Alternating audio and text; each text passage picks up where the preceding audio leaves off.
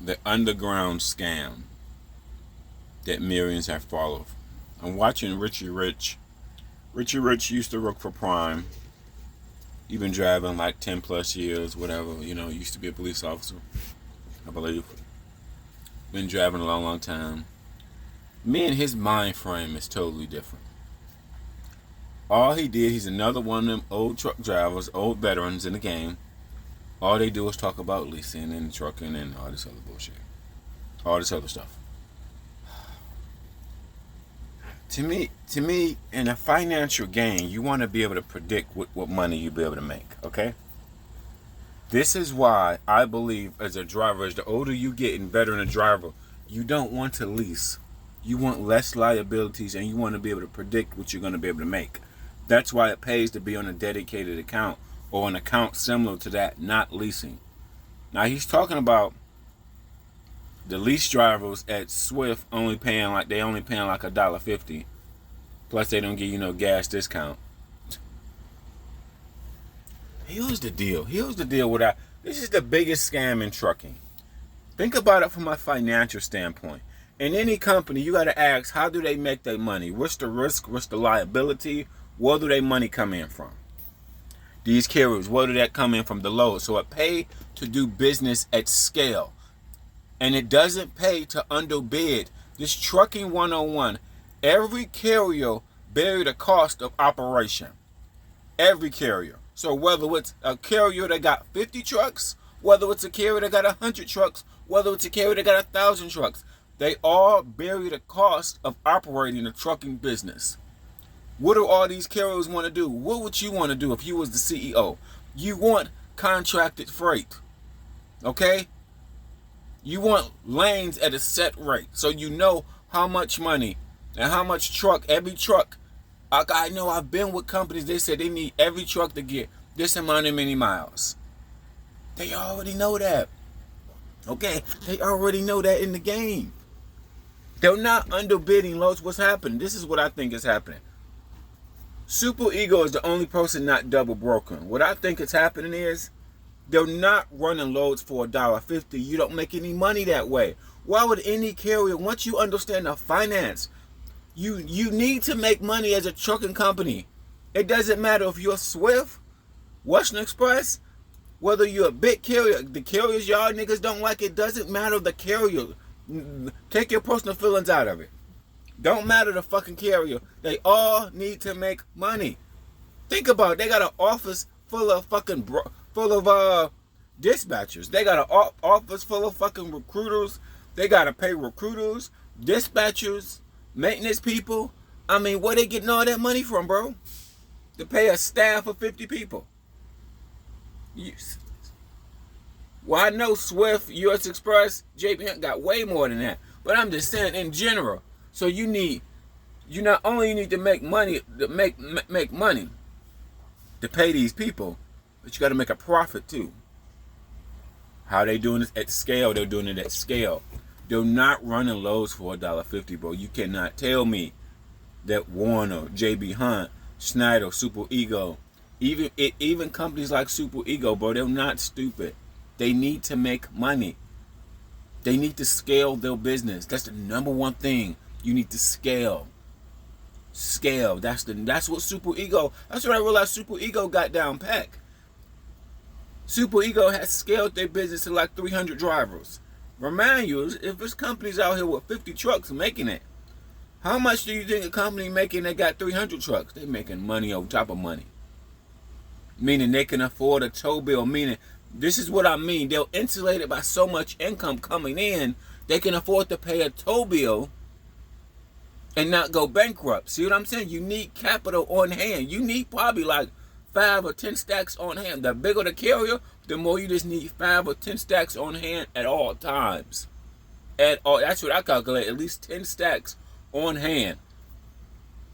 But you can do that if you are a company that got 300 trucks and you running loads and you are running loads. Because think about it. They got to pay all the motherfuckers in the office, pay the drivers.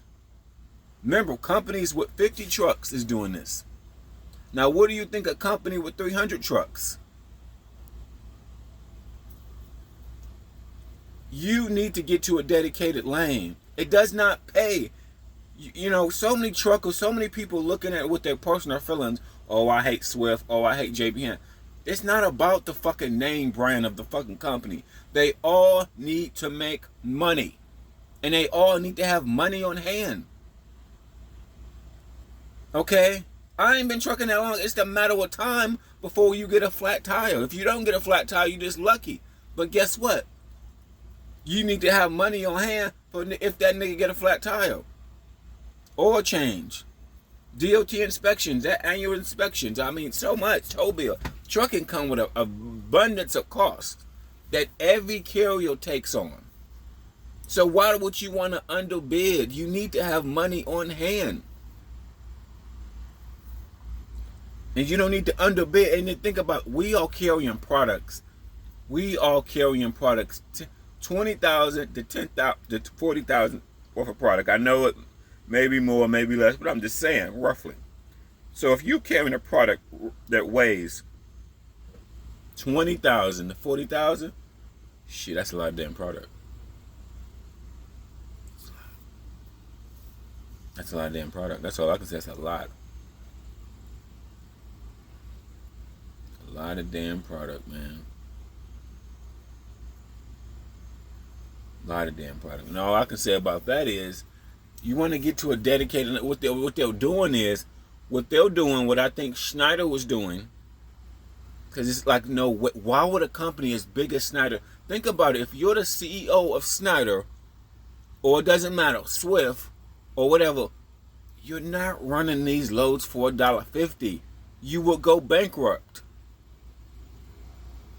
You just will. You just will. Why do I think companies get dedicated freight? Because if you was the financial officer, you need a couple good things to be in your favor. You need probably 3 things that can help any company out. Well, a lot of companies got. You need discount on gas. You need to manage maintenance or maintenance people, a maintenance department, because that can save you lots of money. Maintenance and contracted freight. Contracted freight to make a profit.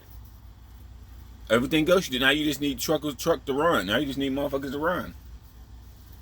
Think about it. Why do companies? Okay, let's throw back for a minute.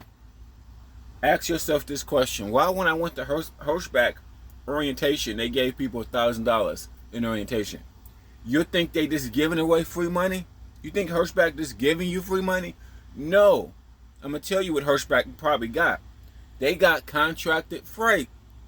They know they're gonna get you to run, and you're gonna make them a lot of money. They're not just giving you $1,000, or let's just say $500 for doing your orientation because you look so good, or you a good driver. No, nigga, no, they ain't that stupid. That's what I figured out. Like, how do they get this bonus money? How do they get every now and then some companies give you $1,000 for orientation, like Hirschback did for me a few years ago. Okay, Hirschback, reefer company. They're probably running lanes for like $375, bro. They probably running lanes for like $350. They probably got shit under contract, so when you just run 1 week from them, you can 1 week or 2 weeks, they already in the profit zone. All they need to do is run 1 week or 2 weeks. They already to make money off you. They already recouped it. That $1,000 that they gave you, they already made that back within 2 weeks. Think about it. They're not bleeding money. That's what I'm saying. Most financial companies, it doesn't matter, even outside of trucking, companies not set up to bleed money. Especially in the trucking world. These loads are not $1.50. I don't give a fuck what you saying. Now, they can afford to pay you. You're carrying around a product that's probably worth $20,000, $50,000 worth of product. Can they afford to pay you $1,500 to take this product from A to B, and the product is worth so much? They're not losing money. Where do they get the money? Where do they get the money to pay the carrier? From the product. The product is worth so much money. Let's just ask this dumb question. It can be any product. Okay, where do they get the money from? The product. The product. Now, the product. You cannot tell me. Think about it. You ain't. This is what scalability comes into contact. You need to scale. That's why companies like Western Express, you may not like them. I forgot how many trucks they got, but I know they got over 1,000. What does that mean? That means they're making money. They're making money. Because you want to get to a point where you can afford.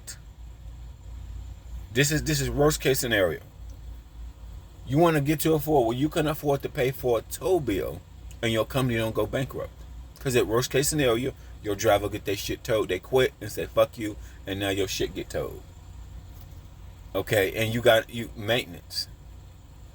I mean, when you have over 100 trucks, in my opinion, when you got over 100 and then let's just say 1,000, your maintenance cost is up there. And that's all carriers. All carriers. Now I ask myself, where do they get the money to pay for the maintenance guys?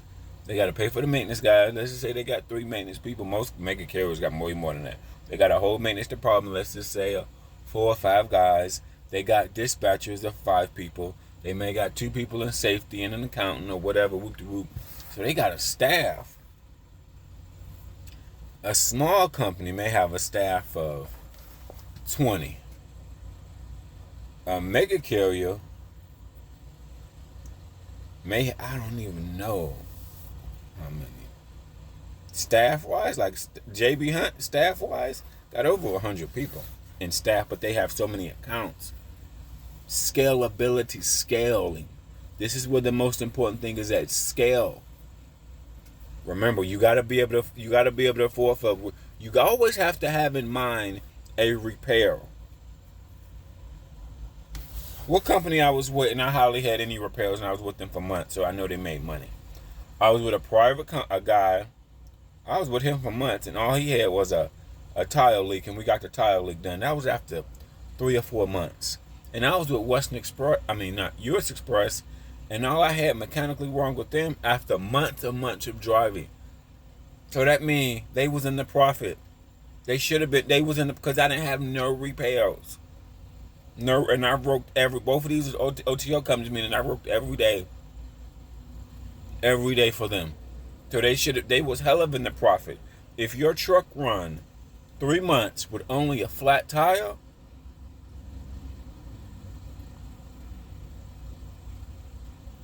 shit.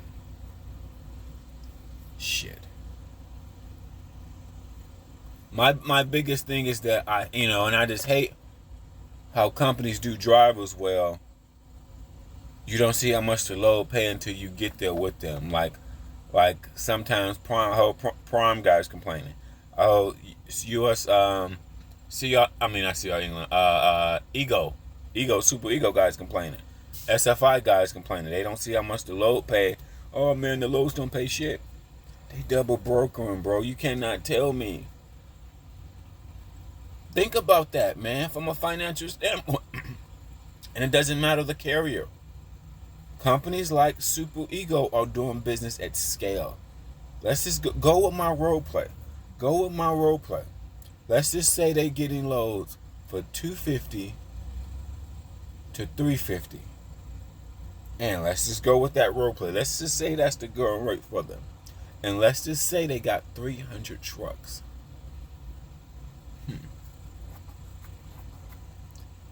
They scaled their business up so good they can afford to pay a recovery person. Okay? Super Ego ain't the only person that got a recovery person. When I was with England, they had a recovery team that just recovered trucks. They gotta pay them too. What are they getting all this money to pay people? Now, companies do broker loads out. Mega carriers do broker their loads out. They do. But I think that's only like 10% of their freight. Because I've pulled Western Express freight with a Black Ops company. I've pulled SF Schneider freight, Swift freight. The paperwork said their logo on it. I just pulled it with a private carrier, with another carrier. With Chicago. So basically, all it was a broker load to the Chicago company. They could have brokered it because they didn't have no driver in the area. They're still making money hand over fist. They may just make a couple $100 off this. Remember, they're doing business at scale. Scale meaning they're delivering 100 loads a day. Should think that in mind. JB Hunt a day probably delivers 500 loads a day. JB Hunt got 20,000 drivers. 20,000 drivers. How many loads do you think JB Hunt delivers? JB Hunt probably delivers 1,000 loads a day. Now, if you have a smaller carrier, cut that in half, 300, let's say Super Ego. How many loads do you think Super Ego is delivering a day?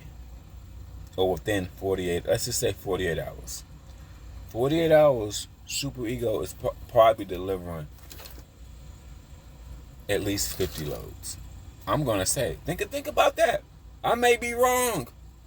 If JB Hunt, on average, with 20,000 drivers, probably delivering at least in between 500 or 1,000 loads a day.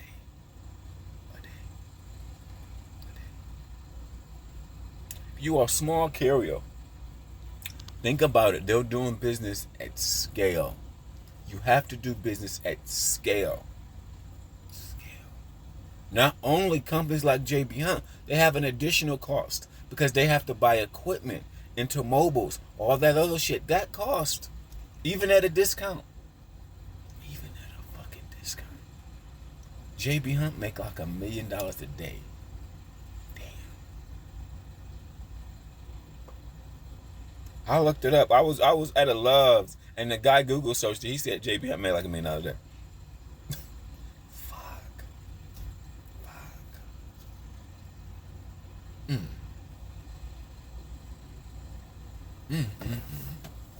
If JB Hunt making that, how much you think UPS is making?